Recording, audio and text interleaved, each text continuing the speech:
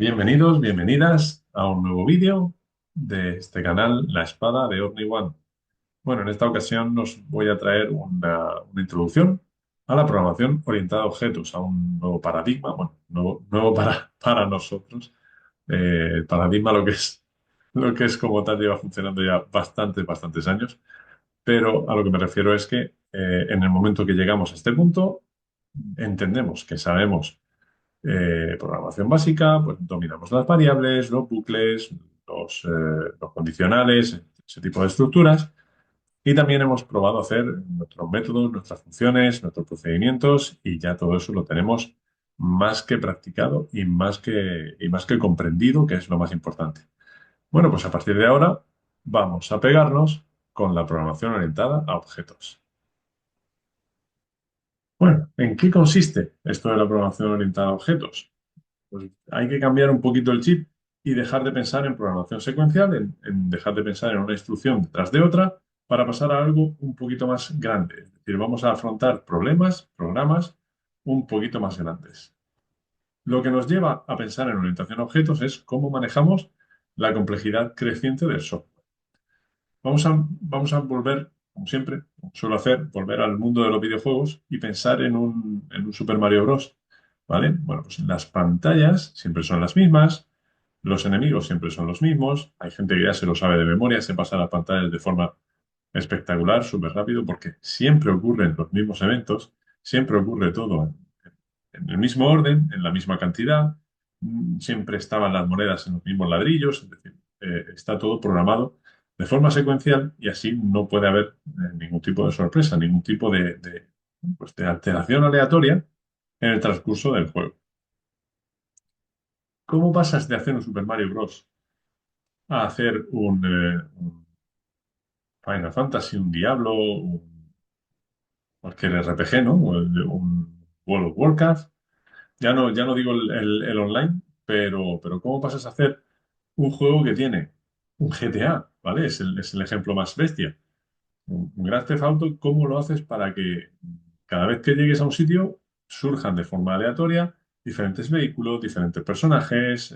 Es todo bastante parecido a un mundo real. No sabes lo que te puedes encontrar. No digo que vayamos por ahí con pistolas, pero vale, esa aleatoriedad es la que define un poquito el mundo real. Nunca sabemos lo que nos espera detrás de la esquina. No está preprogramado. Bueno, pues, ¿cómo lo hacemos para hacer eso con programación secuencial, con la programación que conocemos hasta ahora? No se puede.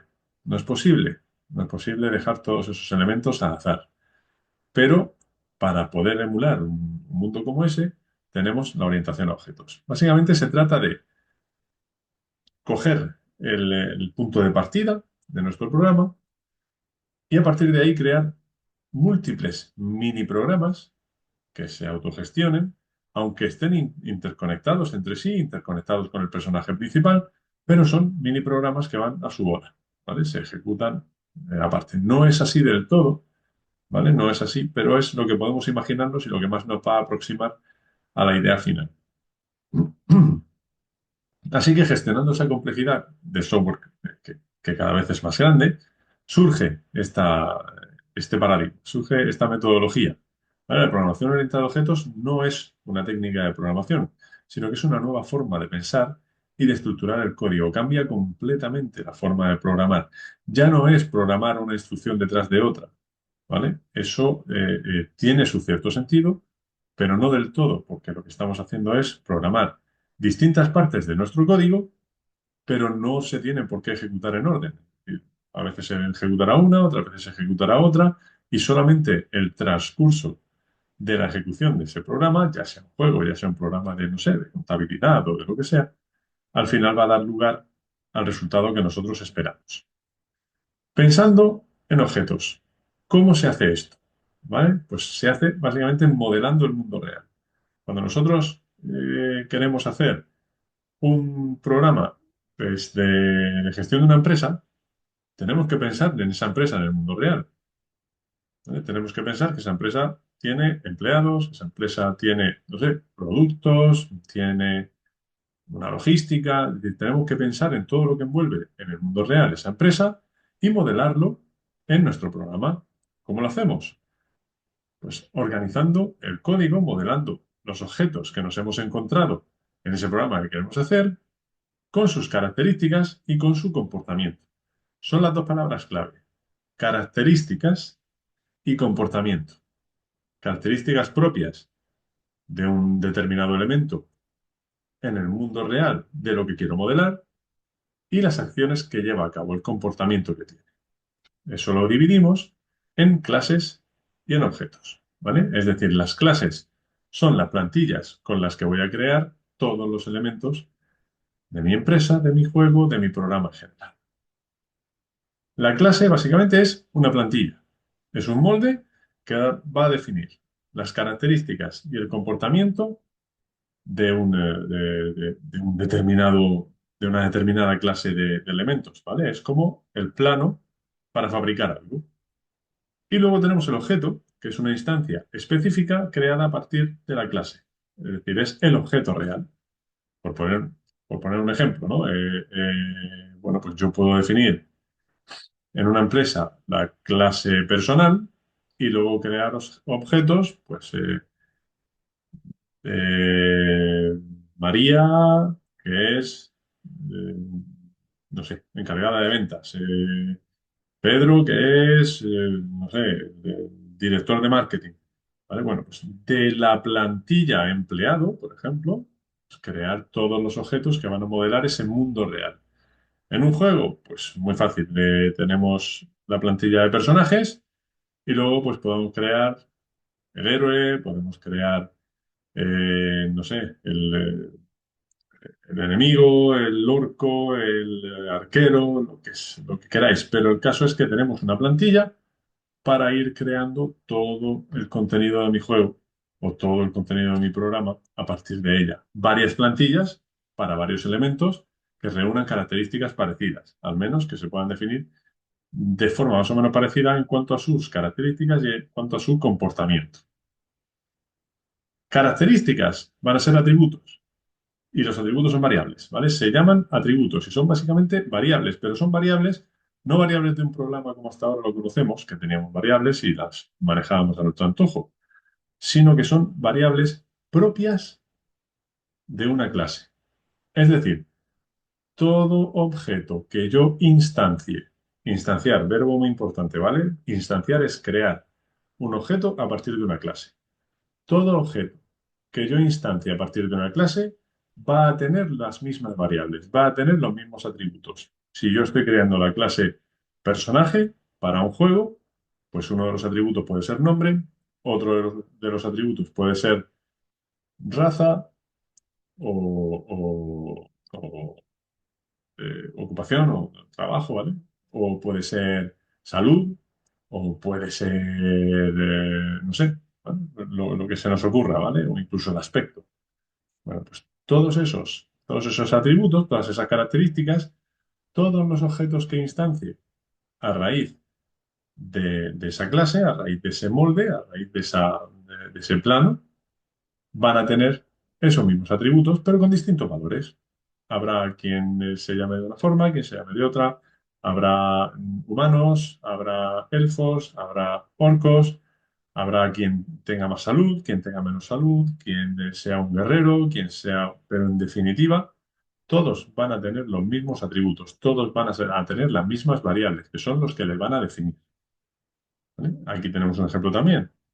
Si tenemos una clase coche, y queremos instanciar pues, un Mercedes, un Audi, un Opel, bueno, pues dentro de la clase coche seguramente tendremos los atributos de marca, modelo, color, velocidad, ¿vale? Porque también define un estado, no es solo las características, también definen un estado. Cuando decimos que un personaje tiene el atributo de salud, estamos marcando cuál es el estado actual del personaje. Si le quitamos salud, vamos a restarle valor a ese atributo. Entonces, la velocidad actual también podría ser una, un atributo de una clase coche.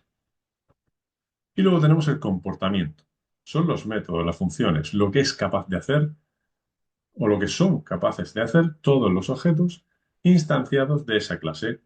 Por ejemplo, si seguimos con el ejemplo del coche, tendremos un método arrancar, un método acelerar, un método parar, ¿vale? Todo eso son funciones que ya sabemos lo que son, ya sabemos, ya hemos trabajado con ellas. Bueno, pues son los métodos de una clase. Si estamos trabajando con los personajes, pues el método hablar, el método atacar, el método, pues, no sé, correr, saber, ¿vale? Dependiendo del juego, pero todo eso son pistas de por dónde puede ir nuestro trabajo. Entonces, si somos capaces de definir una clase a raíz de la cual crear un montón de componentes para nuestro programa, esos componentes los llamo desde mi línea principal de ejecución cuando yo los necesite, pero una vez que los creo, ahí los tengo para usarlos cuando quiera o para que se autogestione, ¿vale? Yo no tengo ya que preocuparme por ello, ya los he creado, ¿vale? Los he instanciado. Y como puede ser aleatorio, porque yo puedo, no sé, al doblar la esquina, que me encuentre con 6 personajes aleatorios, que va a generar, que va a instanciar de la clase personaje todos los que yo le pida. La próxima vez que vuelva a la pantalla, los volverá a generar, pero de forma diferente. O sea, es mucha casualidad que coincida todo igual. No es como la programación secuencial, como estábamos hablando. ¿Qué principios tiene la programación orientada a objetos? También es importante contar con ellos. Tiene 4 pilares fundamentales. El primero de ellos es la abstracción. ¿Qué define un objeto? Vamos a poner el ejemplo de un mando a distancia. ¿Qué define un mando a distancia? Que suelen ser negros, los hay blancos también. Que suelen funcionar al presionar un botón. Los hay que, como el mando de la Wii, que funcionan a base de moverlos. Que son alargados. Yo he visto también mandos redondos, incluso los mandos de una Play que tienen formas completamente diferentes. Que emiten señales y un móvil también. ¿Un móvil es un mando? No es un mando, ¿vale? ¿Qué hace que un objeto sea lo que es? Esa es la abstracción, ¿vale? Abstraer la verdadera esencia de un objeto. Eso es lo que estamos intentando modelar en el mundo real, ¿vale? La esencia, la verdadera esencia de un objeto.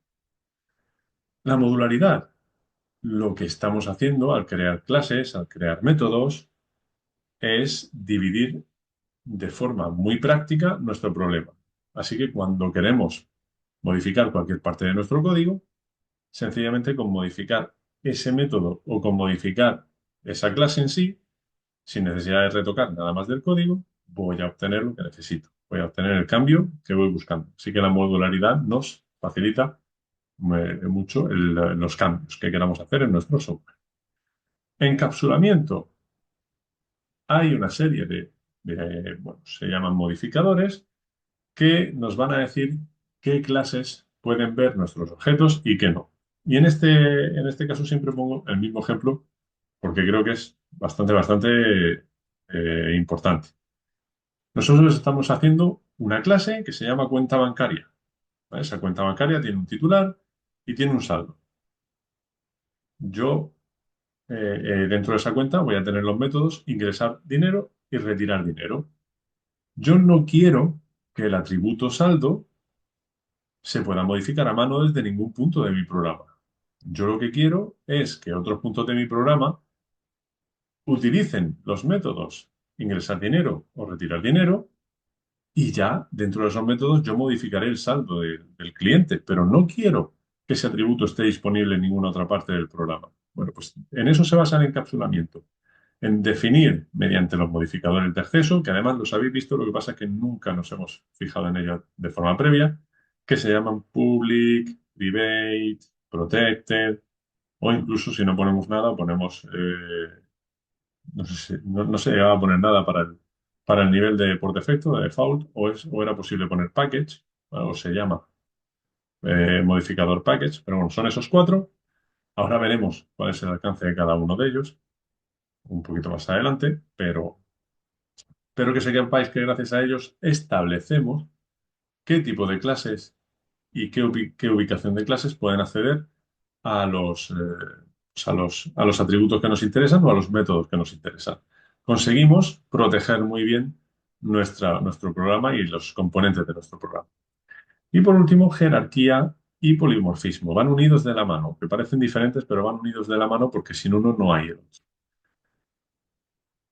Bien, estamos diciendo, por ejemplo, estamos creando la clase coche y la estamos instanciando. Pero ¿qué pasa si yo también quiero meter en ese mismo conjunto? Quiero meter motos, quiero meter motocicletas, quiero meter quads, quiero meter bicicletas, es decir, yo quiero meter toda clase de vehículos. Bueno, pues voy a crearme una clase de vehículos que tenga los atributos y los métodos comunes a todos los vehículos que se me puedan imaginar. Y luego voy a hacer una pequeña división, un nivel más por debajo, y voy a distinguir entre motos, coches y bicicletas. ¿Vale? Entonces, esos coches, motos y bicicletas van a obtener todos los atributos y métodos que tenga su clase superior, en este caso la clase vehículo, pero aparte van a tener características propias. Entonces, esa jerarquía es como una pirámide. La clase más arriba es la que tiene todos los elementos en común para todas las clases que le van a suceder, pero va a ser la menos compleja, porque va a ser la que menos características tenga. Y luego, conforme van heredando atributos y métodos, las clases se van a ir complicando un poquito más porque van a añadir su propio comportamiento al comportamiento previo que es común a todos los vehículos. No sé si me seguís, ¿vale? Pero, por ejemplo, pues si creamos una clase animal, donde vamos a crear varios animales, pues todos los animales comen, todos los animales emiten un sonido y todos los animales pues duermen. Entonces son métodos que puedo crear en la clase más alta, en la clase animal. Y luego los atributos, pues tendré el nombre, el color y el peso. Por ejemplo, todos los animales tienen todo eso. Luego una línea por debajo, un nivel por debajo, ya creo la clase perro, la clase gato y la clase pájaro.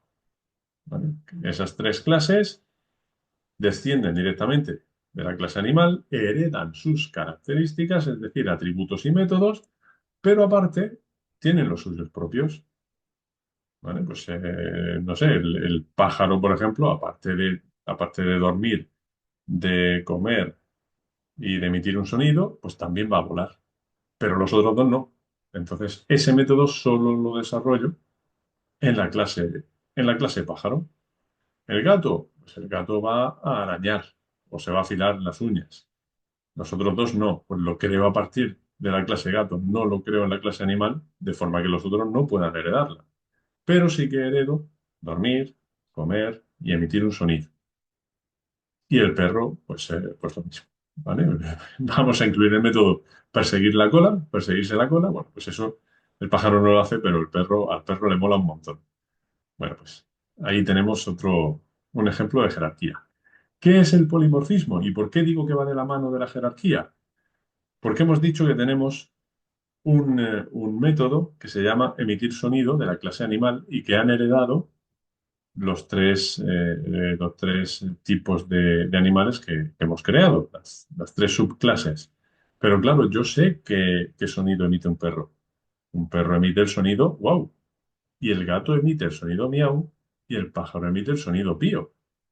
Entonces, yo he heredado un método, emitir sonido, que seguramente sea un archivo de audio en blanco, porque no sabemos qué tipo de animal estamos creando.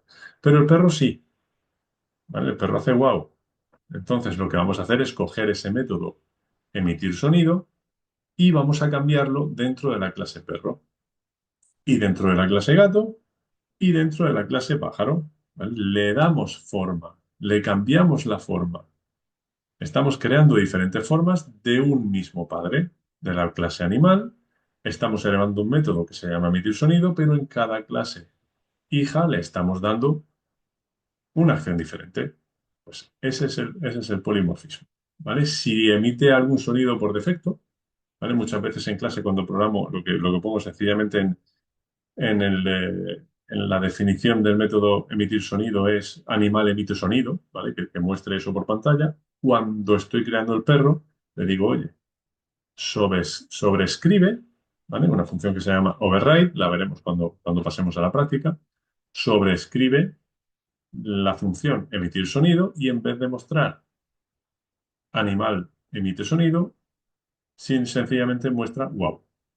Bueno, pues ese es el polimorfismo. Cambia de forma, ¿vale? Tiene varias formas. Una misma clase que hereda de otra puede adoptar diferentes formas en un mismo método que ya existe. Lo estoy cambiando sencillamente. Bueno, pues para terminar con este pequeño rollo que os estoy echando hoy, vamos a ver los beneficios clave de la programación orientada a objetos y ya en el próximo vídeo lo vamos a poner todo en práctica para que veáis cómo funciona todo, ¿vale? Enseguida lo vamos a poner todo en práctica. Ventajas de la programación orientada a objetos. La reutilización del código, como lo estoy comprimiendo todo, como estoy haciendo solamente un esqueleto para todo un conjunto de información, para todo un conjunto de elementos, es muy fácil reutilizar el código. Y eso también me facilita mucho el mantenimiento de mi programa. Lo hace más legible. Si no tengo que repetir un montón de líneas y que haya un montón de programa por allí y por acá, pues lo hace mucho más legible y mucho más comprensible. Así que la programación orientada a objetos, aparte de hacer el desarrollo más sencillo, más claro, más intuitivo y más rápido, me ayuda a crear programas que con la programación secuencial no se podrían hacer. Bueno, pues enseguida entramos en las prácticas y lo vamos a ver todo mucho mejor. Hasta pronto.